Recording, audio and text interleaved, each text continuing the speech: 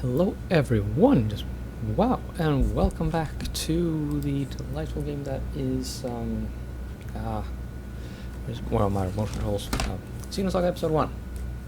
Just give me a second and I will mess with my TV settings. Yeah, using TV settings for the, using the same TV for both the PC you're capturing on and the actual Let's Play is not ideal.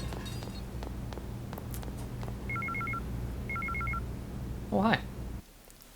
We get emails today. And yeah, it's been really a long while since I last recorded an episode in this Let's Play. Sorry about that. It's been busy. Busy Christmas and New Year's, sort of, in a sense.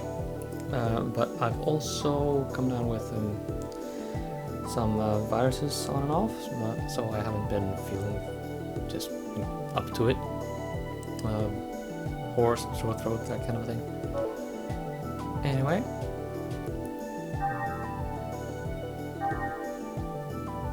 Oh yeah.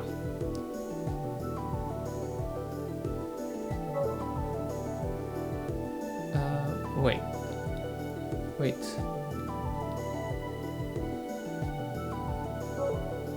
I'm supposed to be able to accept or reject something, aren't I? Was that the mail? Oh. Alright. I'm pretty sure I accepted this, so... Yeah, I did read it very carefully, I'm sorry to say. Well, anyway. We are going to bring food now to good friend or something, Sherenkov.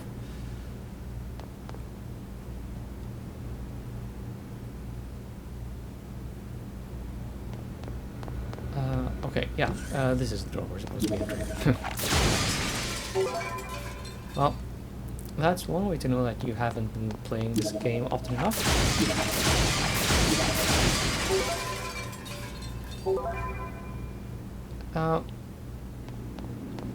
Now there's one thing they do with this area that, well, actually, no, I don't need to talk about that. Never mind. Let's just deliver the food. Can we go down the ladder? Yeah? Are we supposed to? No, we are not supposed to. Let's get back outside. Apparently.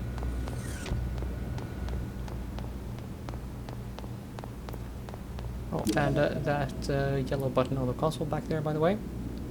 If we activate that, this floor becomes electrified and we'll move very slowly across it. That is actually important for later. But I doubt I'll even use it then. You don't really need to.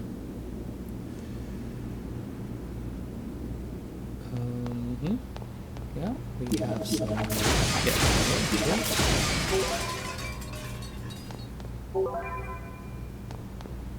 Ether upgrades and money.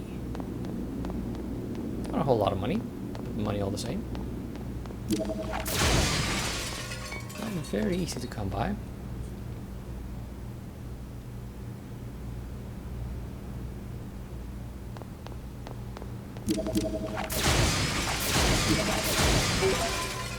And right after saying that, we of course find lots of money all over the place. But yeah, for those who don't know, there is a very big eggs unit mech, that is to say, that we can get towards the end game that costs a cool 200,000 monies. And we are sitting now at 5,000.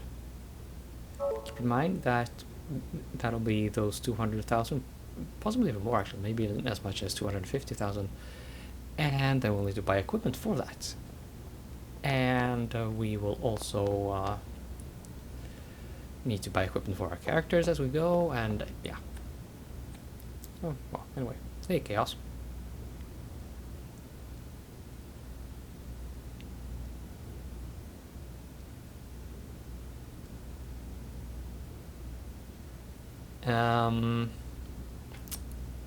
Creepy, but okay.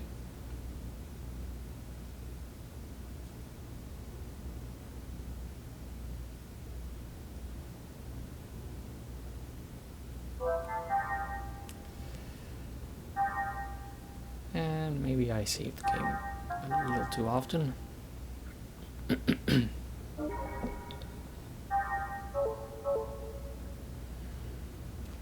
Hmm.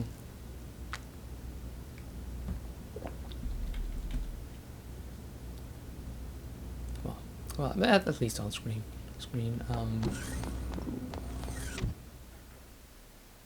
Uh-huh. Okay, we're going to find another segment address in here, apparently. Oh yeah.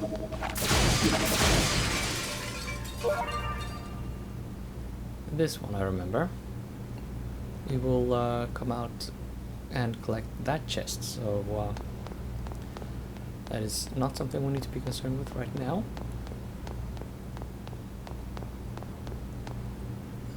Let's see, what's this do?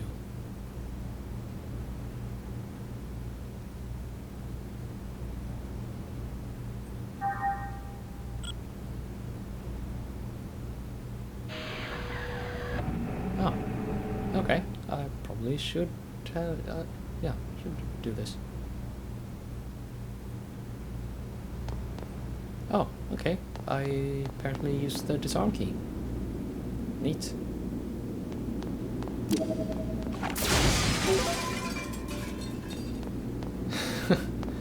And we just get more money.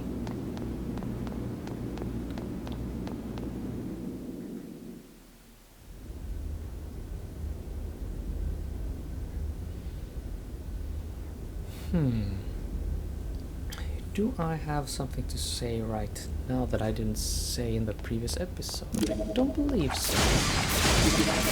This is the first sort of real opportunity, you know, to just let our hair down and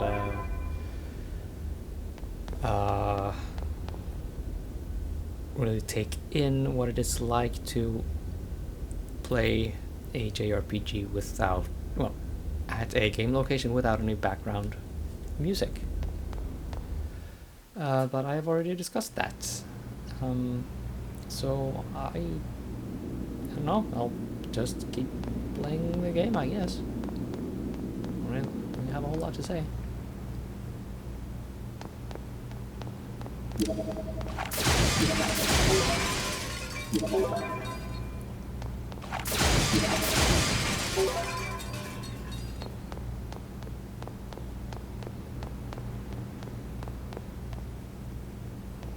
Okay, nothing going on that screen. Oh, by the way, if we take the ladder down that I was at before, we end up in this room inside here. But we don't need to go there. We're going this way to the catapult deck for whatever reason, because that is not where Commander Chernikov is standing, or pacing, or sitting, or whatever he's doing. But well, we're gonna collect some items. We could do this later, of course. Oh, hey.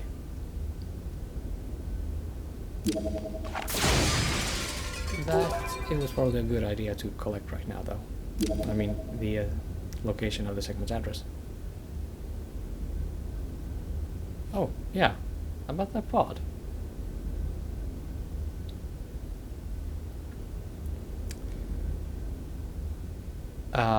Okay, so you take a military rescue pod on board and sell it back to the military. Not shady at all.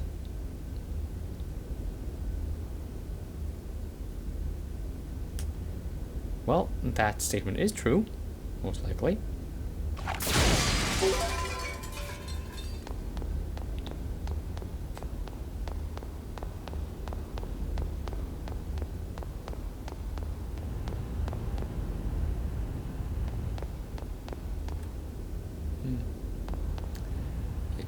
Just memorize for a second how this particular bit looks right now with the button right above Xion there.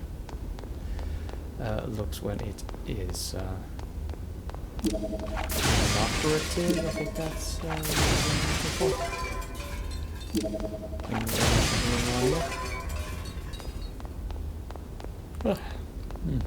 yawn, yawn, yawn. Okay. I think we are ready to continue with the game now.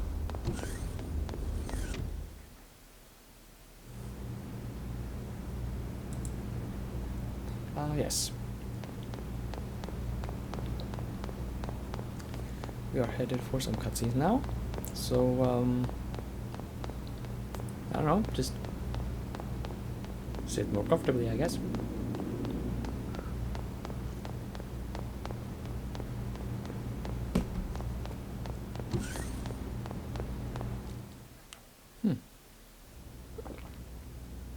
It actually seems like there's a kind of latency I'm not used to, I mean, between the controller inputs and what I end up seeing on the screen. Yeah, I'll save the game again.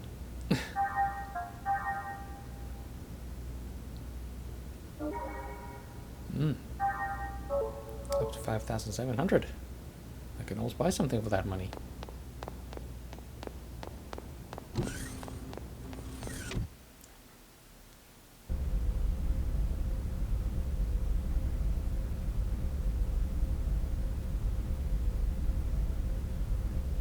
Now, those ether upgrades, I'm sure there are schools of thought on how best to use them.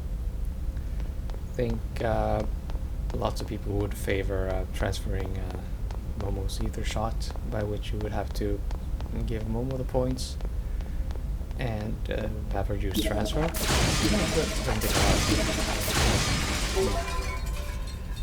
If you want to do that, it doesn't set you back a lot.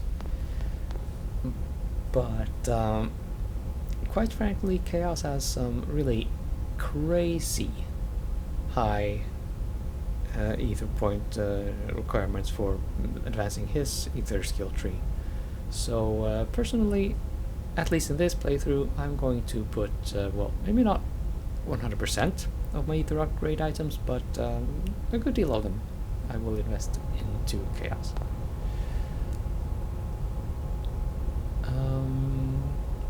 Let's see. Yeah, you have a funny speech impediment because you're a JRPG character.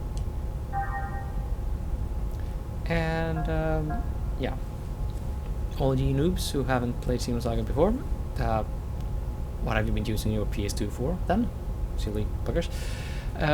This thing about Matthew's debt, it's going to become a thing in episode 2, where there is a side quest to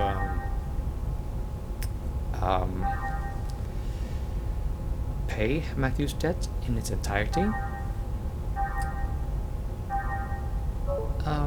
Long story short, they do not make much noise about that in episode 3.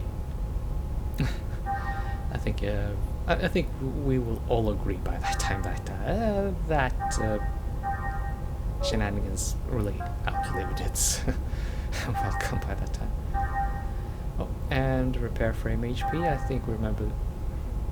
Okay, well, those who have played Xenogears a lot will probably remember that same mechanic from that game.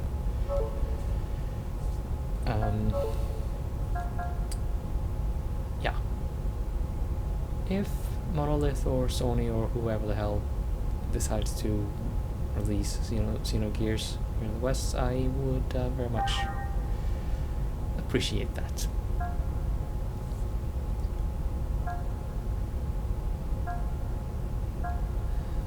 I'm debating here what items to, well, what equipments to get. You should keep in mind that these guns that use bullets, they have a set number of uses per battle. So you get in one battle, you use all your poop, and then you get into another battle, the gun will have reloaded. But when they use your ether attack like this, they do not use ammo. So that is kind of preferable. It is a considerable step. No, it actually isn't a considerable step up in price.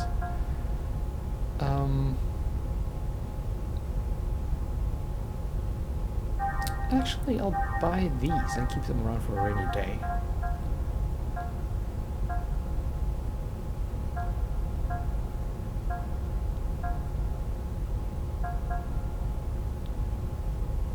These may also surprise you in their actual usefulness.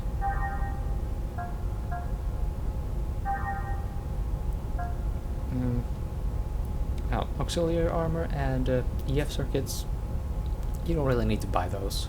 You'll find a few as we walk around. Maybe EF circuit B, if you can buy those at some point. I don't know if you can. You probably should.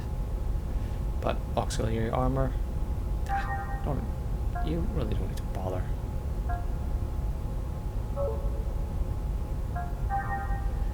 Okay, can I sell anything now?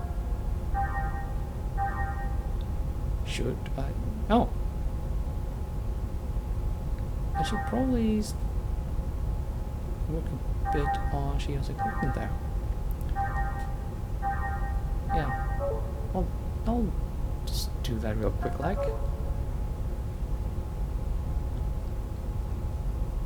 Yeah.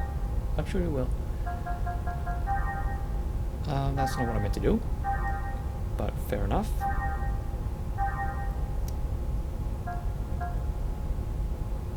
Now, you can see here that D power goes down. I'm not quite sure what that stands for. But with Shion's ether attack, her attack strength should actually go up with this.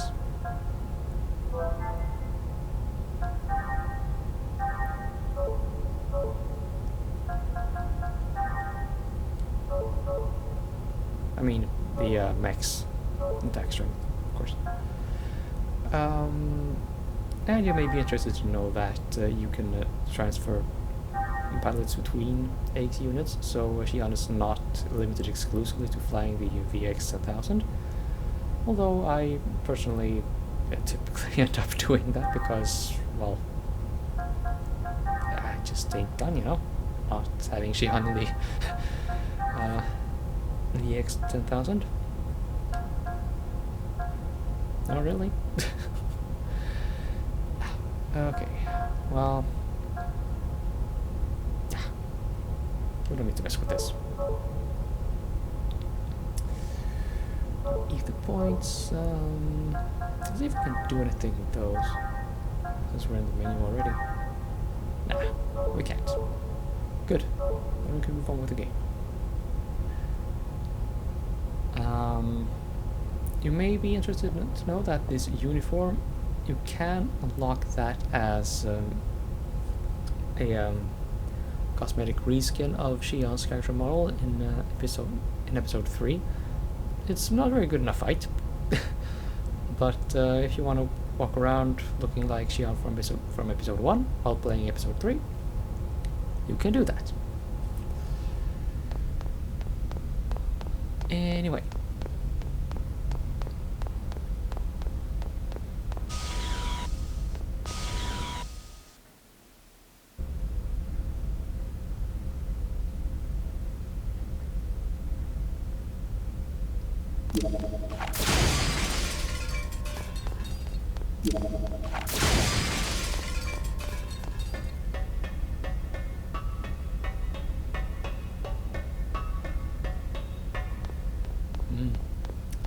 This room we will not see very often.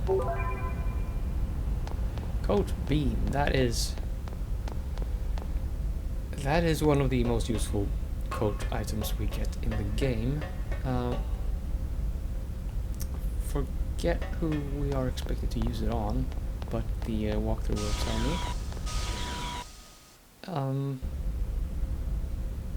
Yeah. Yep. Possibly. Well, as far as I can tell, it is. I mean, with my limited, expertise, it is one of the most useful element defense accessories we get in the entire game.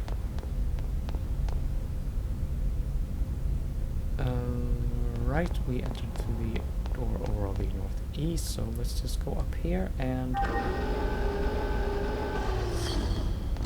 progress the game. At last.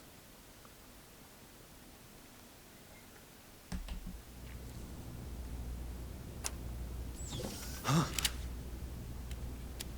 You? Oh, I didn't see you in your room. I thought you might be a little hungry. What were you doing? I was looking at her. At Cosmos? With a gun in your hand? Oh, it's a bad habit. I see. Well, you are a soldier after all.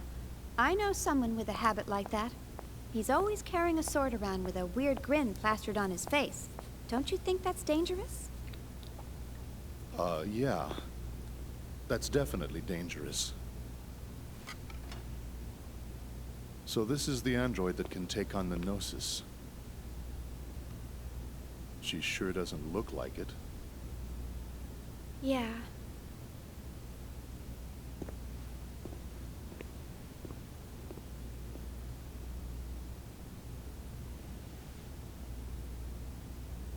But regardless of what she looks like, she's still a weapon. I suppose you're right. Before we left the Woglinde, what was his name? Lieutenant Virgil? He was killed by this android's battle algorithm, wasn't he?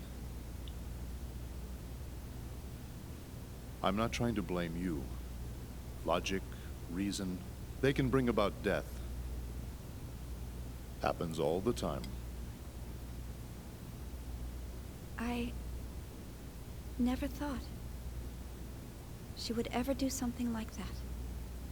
You programmed her basic logic architecture, right? Yes, pretty much. I always thought of her like a daughter.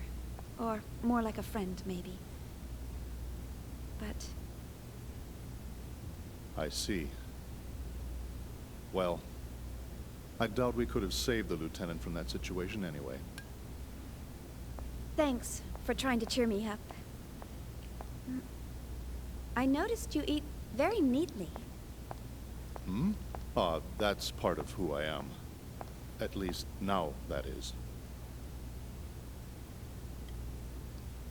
So, what were you doing on the Woglinde? Why do you ask? Just wondering. You somehow seemed different from the other crew members.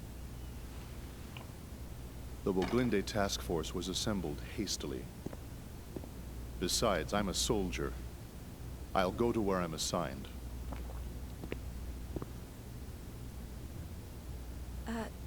Soldier?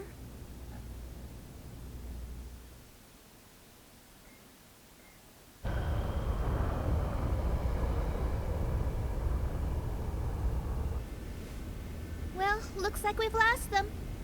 Yeah, thanks to your linking directly to the main controls. You're welcome. Oh, I just received a UMN pulse. Preparing to long-distance jump to the Federation capital of 5th Jerusalem. No, let me just pause for a second here. Did you pick up on what Z said here? What he implied there is that Momo has been piloting this craft for some time. And just count on your fingers how many other JRPGs where you have this big Butch Machismo tanky, this powerhouse sitting at the helm of a vessel with this charge that he is escorting to another location. How often is it the person being escorted that is actually in control of the vehicle? Bet you good money that doesn't happen very often. Not that I've been playing every game out there, but that is one thing. One other thing that this game does that I don't know that anyone else has ever done. Monolith creator, yo. Momo, we're not going back to the subcommittee headquarters. What? Why not? I was told to escort you to the autonomous government of Second Miltia. I'm sorry. Those were my orders. All right.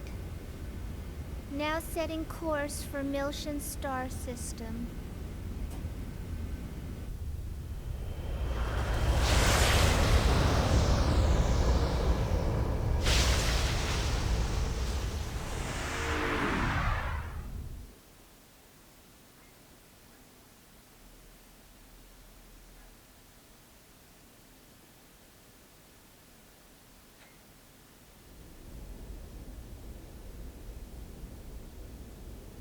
I've received word that the 100 series is on board a ship headed for Second Miltia.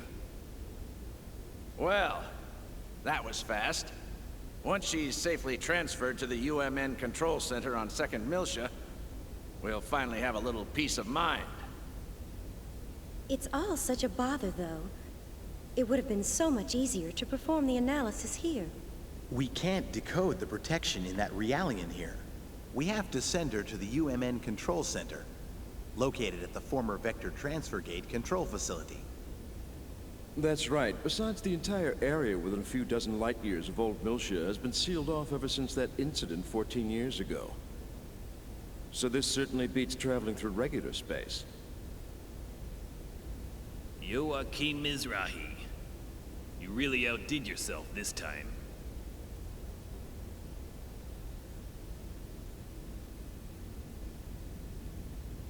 Oh, don't worry about it. You're absolutely right. By the way, do you really think the Y data is hidden within that Realian?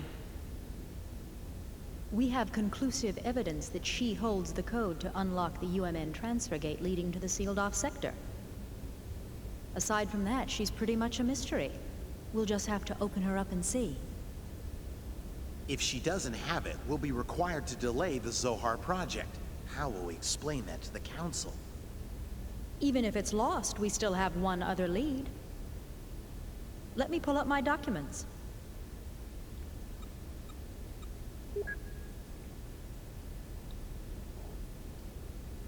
This image was processed from the only remaining surveillance camera.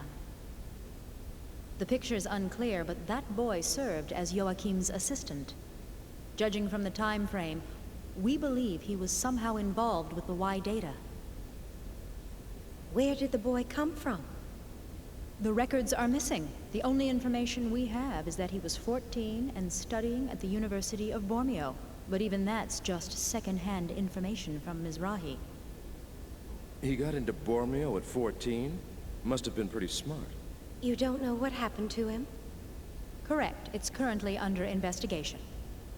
If he's alive, he'd be 28 years old now. This research paper is on the secondary effects of the Hilbert wave. The Hilbert effect? Do you think there's a chance he slipped into Vector? Back when UTIC was still the Mizrahi Cerebral Sciences Research Center, Mizrahi's main patron was none other than Vector. It's certainly a possibility. There's no concrete evidence, of course. Dr. Mizrahi, please continue your investigation of this issue. Yes, of course. In any case, our first priority is to get access to the old Miltia sector. Our hands are tied until we recover the original Zohar located there.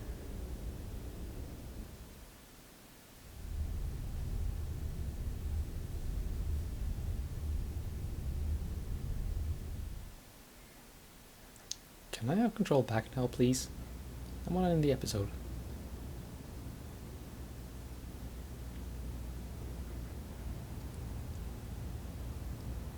Yes, fantastic. Okay, everyone. Like I said, this is where I will end the episode. See you in the next one. And our downtime is about to come to an end. See you soon. Now it's gonna be a blast.